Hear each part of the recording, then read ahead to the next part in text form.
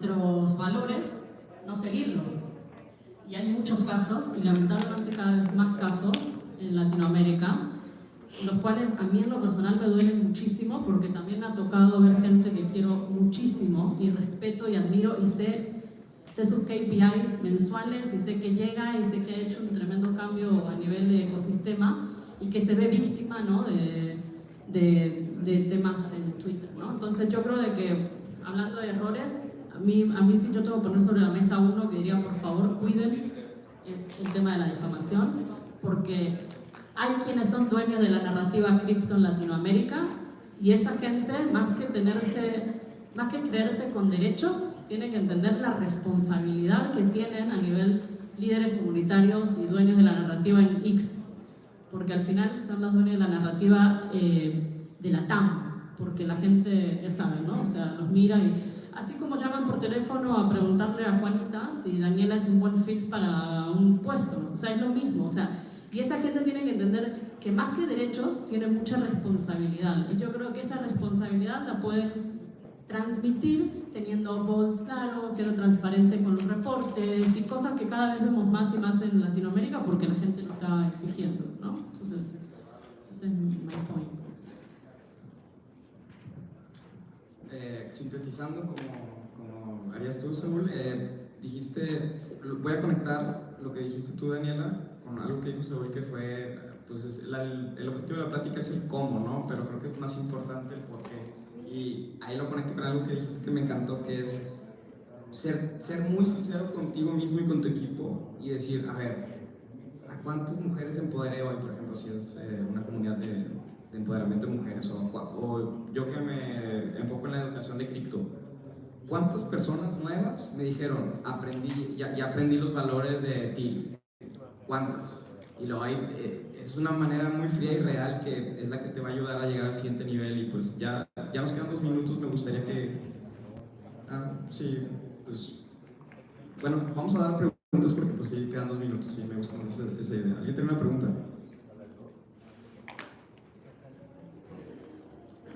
No se maten. A ver.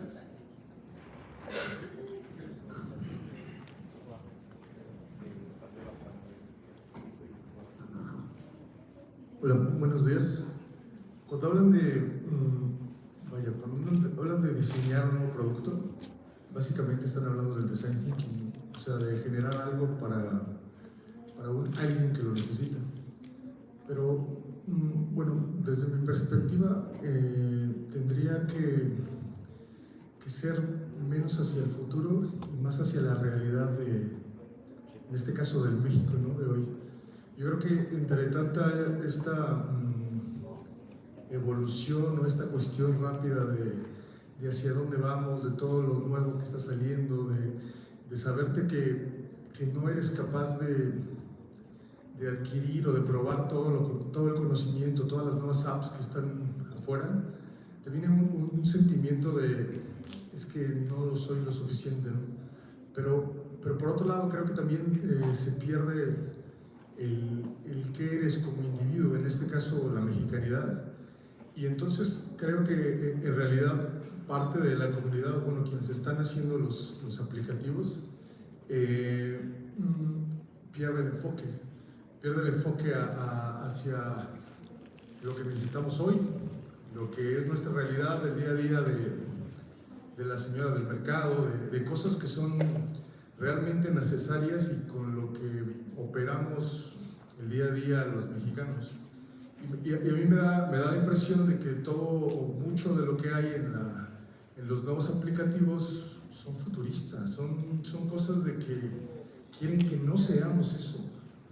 Pero para mí eso está equivocado, o sea, para mí es como cuando viene, bueno, yo trabajo en la industria, soy de la industria del software, llevo 20 años, y viene un proveedor de afuera y me dice, oye, es que tengo esta nueva super herramienta que hace las cosas súper bien, pero no se engancha con lo que tiene la empresa. Entonces digo, bueno, pues aunque eso exista y esté súper bien, pues acá no lo puedo enganchar. O sea, la cuestión es que quienes somos o lo que es el México existe y es real, y los problemas que se tienen que afrontar es en eso, en ese del día a día. Y creo que acá estamos, bueno, muchas de las cosas están tirándole al futurista y quizás es una evolución que nunca va a llegar. Son, sabes, los caminos del metaverso que van hacia allá y pues a ver cuál de esos es, ¿no?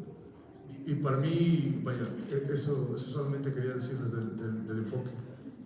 Creo que esa parte tendremos que analizar primero el mercado al que va dirigido y no, igual concuerdo con un poco de lo que mencionas, pero se tendría que ir primero al mercado, al nicho al que va a ir dirigido. Y a partir de esto podemos ver si tiene que ser futurista, si tiene que ser algo realista, porque el mercado es quien va a consumir el producto o la aplicación. Entonces, a partir de todo esto, se tiene que organizar, se tiene que diseñar la estructura, la arquitectura y cómo tú lo ves a futuro. Necesariamente tienes que trabajar esta parte, pero tal vez ahorita tienes que empezar a diseñar como que en cuántas etapas lo vas a terminar, actualizaciones y todo este tipo de cosas que vas a ir mejorando en el futuro. Entonces sí es algo que se tiene que contemplar, pero marca mucho el nicho al que vas dirigido en un comienzo. Nos pasamos un poco de tiempo, pero vi que una persona quería preguntar, nomás quería validar si tenemos tiempo, vamos cerrando. ¿Cerrando? Ok, no, pues, perdón, Abraham. Hazla y luego la discutimos afuera si quieren, más rápido. Dale. Va, no, pues, muchas gracias. Pues voy a pasar el micrófono nomás para que se cierren los líderes de comunidad y pues ya vamos terminando. Bueno, yo para cerrar les cuento de que por suerte recibimos unos fondos, los cuales nos van a ayudar un poco a recolectar data empírica de cómo está el landscape de builders en México, y por builders entendemos toda aquella persona que está trabajando en algo, puede ser una comunidad, un proyecto y demás. Los 3 pasos son de que vamos a diseñar una encuesta bien profunda con personas, pues un PhD muy capacitado en esto. Lo segundo es que vamos a pedirles a todos, y espero que de veras los fondos lo hagan con datos empíricos fuertes. Por ejemplo, quiero hacer una hackathon. ¿Y por qué quiero hacer una hackathon? Porque yo sé que el 80% de los proyectos que están hoy por hoy en Latinoamérica nacieron de una hackathon. Pero necesito que esa hackathon no de $500, sino que de 20.000 para que poder llegar a un MVP y demás y demás y más. Pero ya con data más empírica y con data más fuerte para poder ir a los protocolos de manera más profesional, lo voy a llamar. Bueno, entonces, cuando esté, que yo espero que sea en un mes, esperamos la colaboración de todos y bueno, y ahí se van a estar enterando. Así que muchas gracias.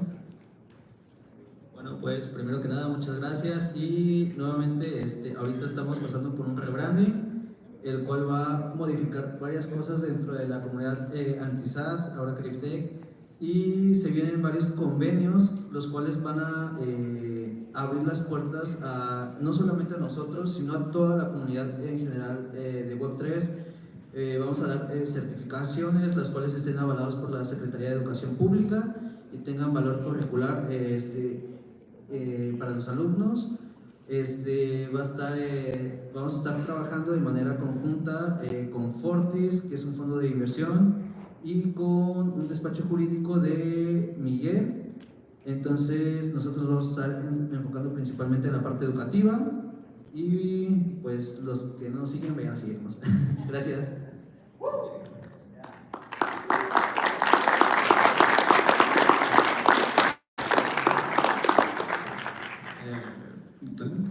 Muchas gracias, no solamente para los líderes quienes organizaron este evento, sino también para los del staff que al final de cuentas también hacen todo esto posible, y a ustedes porque al final de cuentas están asistiendo a estas conversaciones en las cuales podemos hacer ejercicios de autocrítica y saber cómo es que podemos escalar las comunidades a otro nivel. Entonces, este tipo de charlas son muy necesarias para reflexionar y saber cómo es que nosotros lo podemos llevar a un paso siguiente. Entonces, los felicito y de igual forma les agradezco por estar acá. No, muchas gracias.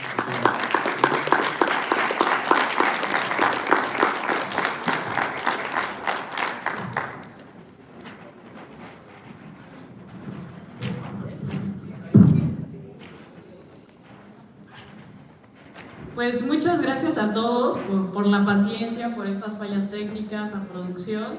También gracias por estar aquí. Vamos a continuar con la agenda y ahora va a presentar Ana. Y Ariel, por ahí estaba. Puede ahorita que quizás se vuelva a ir la luz porque se está restableciendo, pero gracias por su paciencia. Vamos a continuar. ¡Vamos! Regresó la luz. Bueno, para mí es un honor presentarles a Clifton. Él es el DAO Relations Lead o líder de relaciones de DAO en la Arbitrum Foundation. Soy su compañera de trabajo y es genial trabajar con él. Y también él viene directamente de Singapur, vino a este evento de Ethereum México a visitarnos, muy contento de estar por acá. Y está muy emocionado, ahorita les voy a decir, está muy emocionado de estar por aquí y está muy agradecido también. I just tell them that you came from all the way from Singapore and that you're super excited. But yeah, we are super happy to have you and that you're great as a co-worker. Cool. Do I have my slides on? Okay, before I start, I want to apologize because I can't speak Spanish well, but I am learning. I prepared a small opening in Spanish, so if I butcher it, please bear with me, okay?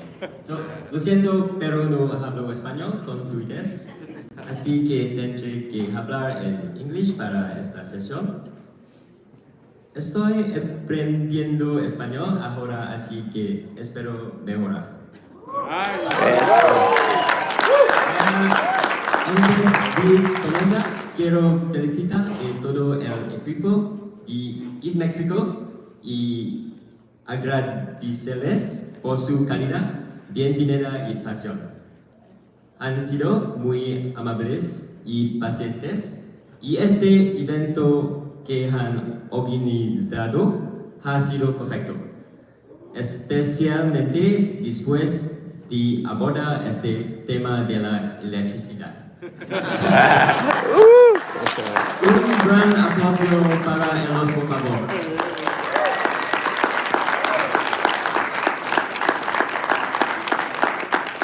Okay, done?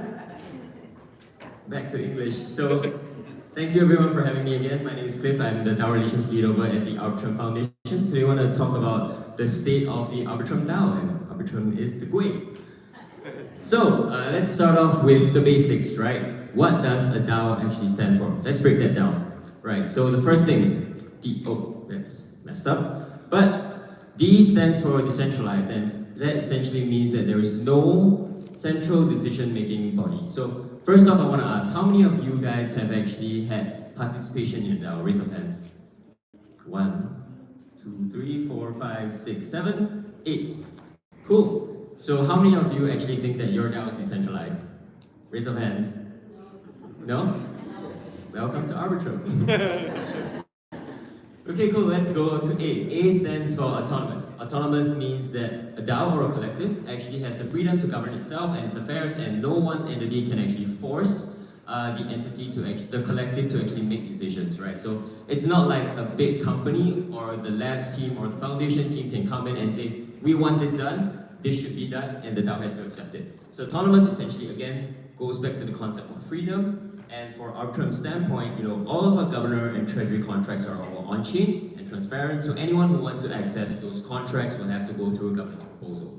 So again, always evaluate whether your DAO is truly autonomous and whether they can actually have the right and freedom to make their own decisions. Next up, we have O. O is organization. So DAOs are messy, right? There's just so many people involved in the DAO. If you got an airdrop, you're probably in some DAOs. So how do you actually, make decisions together collectively? DAOs need to be able to actually organize itself, whether it's coming up with working groups or teams or councils or committees, to actually execute on their mission statements and mandates. So in the Arbitrum DAO standpoint, our mission and mandate is to protect the Arbitrum protocol, to ensure that we proliferate Ethereum scalability to the masses, and the DAO needs to find a way to actually execute on these two mission statements.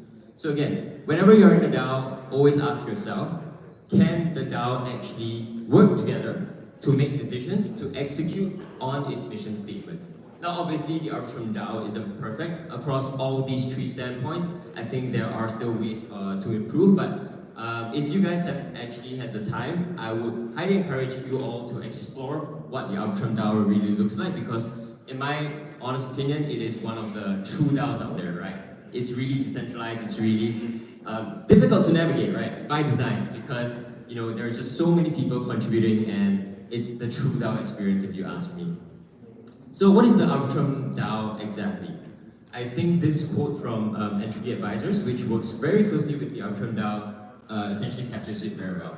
So there's only one DAO with control over all protocol smart contracts, a multi-billion-dollar treasury, power over code licensing, and no central authority contributing.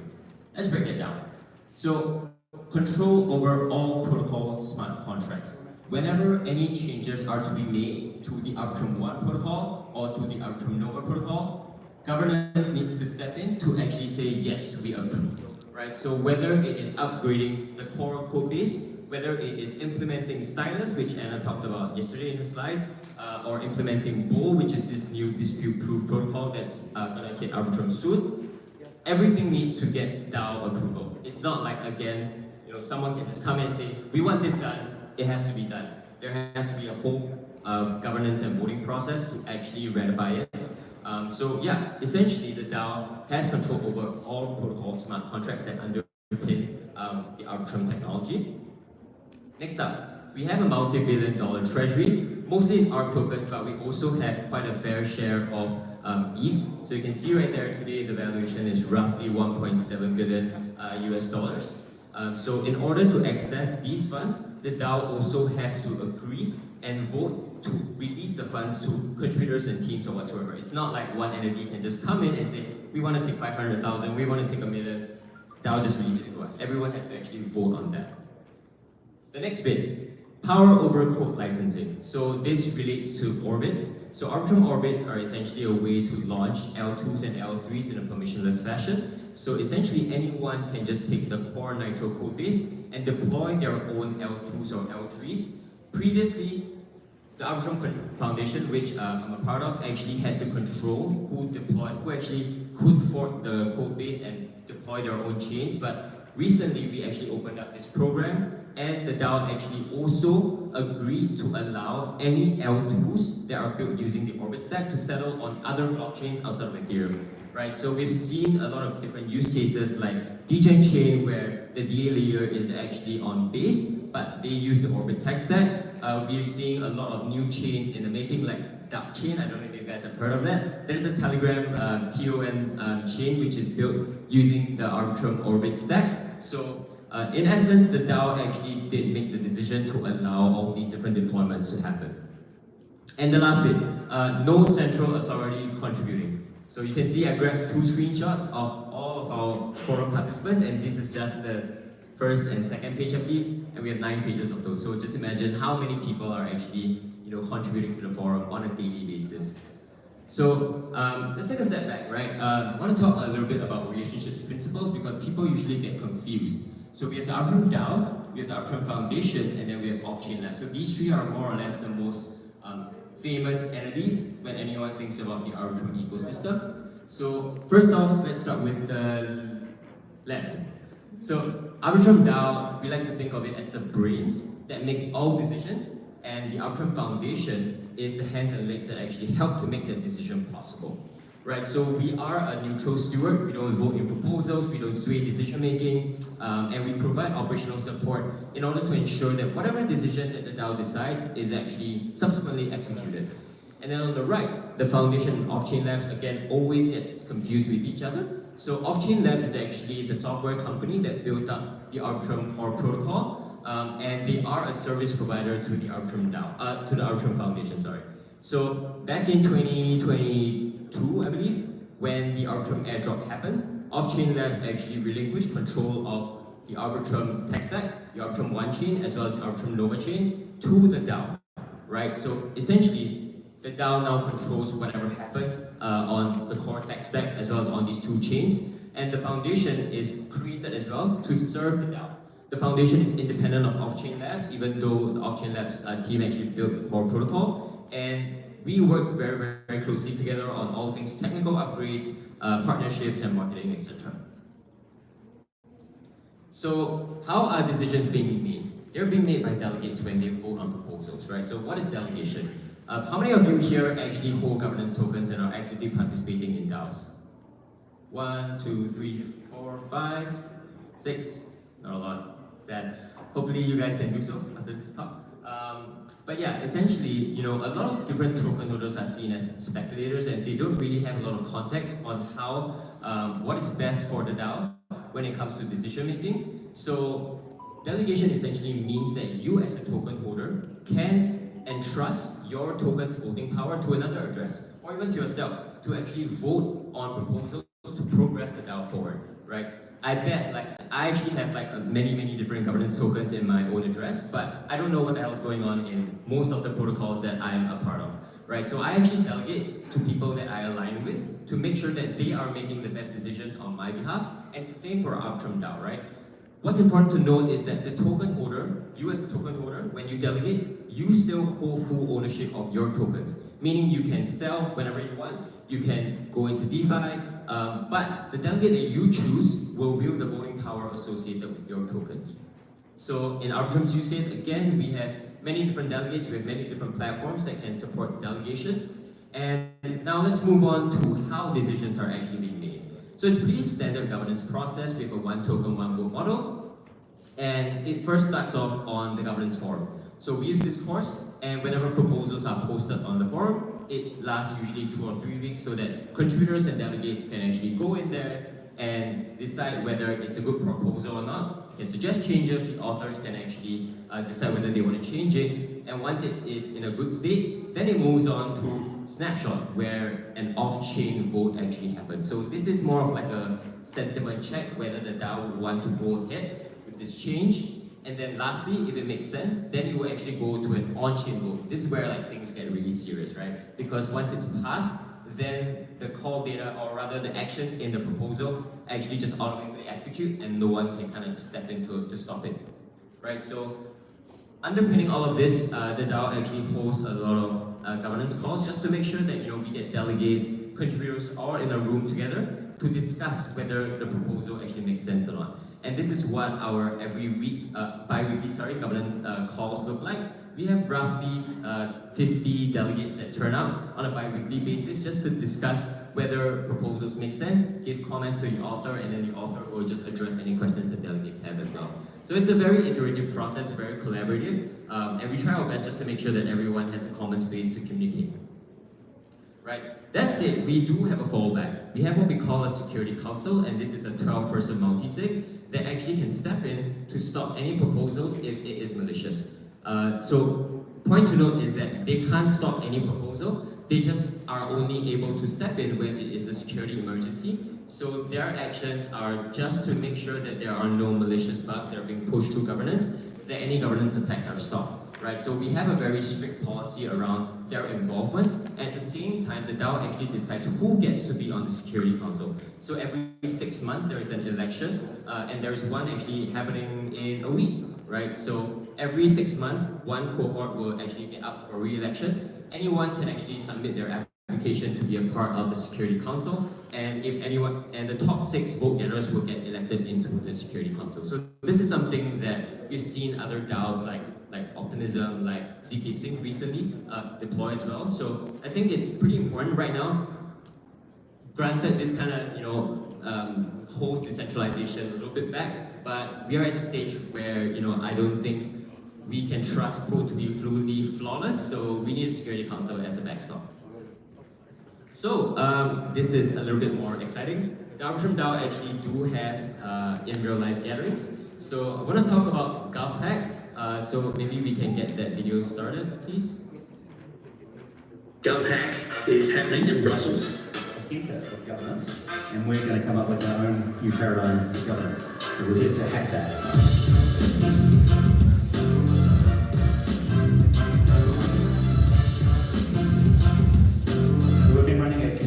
Co-design process this last 3 weeks for a hackathon. Anybody was free from the DAO to come along and put their ideas about what should be some of the focus areas that we voted and ranked those, and so we've got the tracks that we came up with.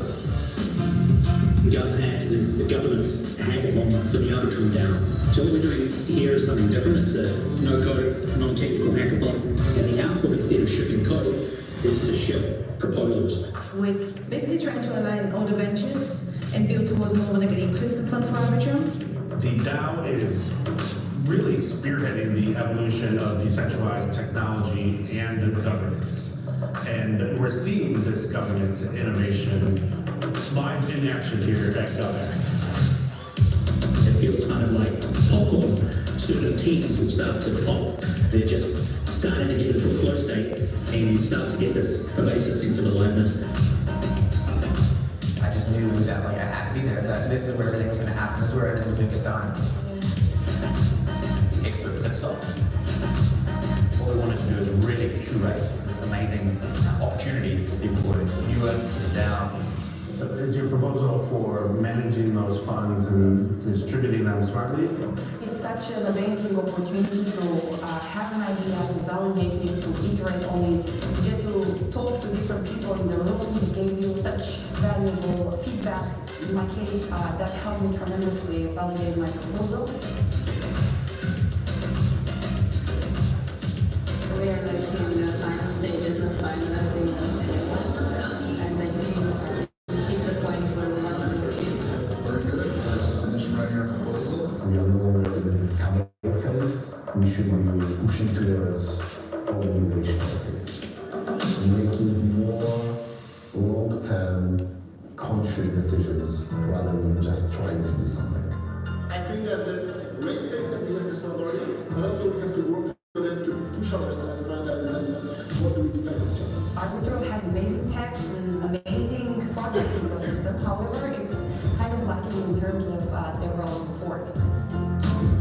Unfortunately, today, the problem is that there is actually no financial framework for the DAO. What we see is that the large majority of proposals don't get approved, and it takes really, really long time.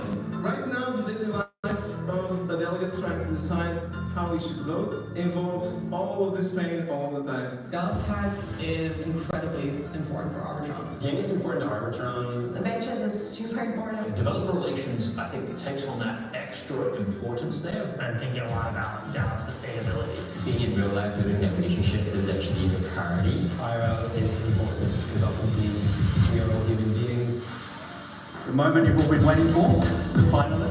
We want to be able to use the developer resources at Powerhouse to be able to create a resource for everyone to be able to examine the DAO finances. Ask for this is to power a temporary cohort by Arbitrum. We have been building the stake on the side or proposals on the app where you can see on-chain and off-chain proposals on all the big DAOs. We're going to do live community voting to determine the final rank winner. Come on, please. It's the Art Proposal Lab.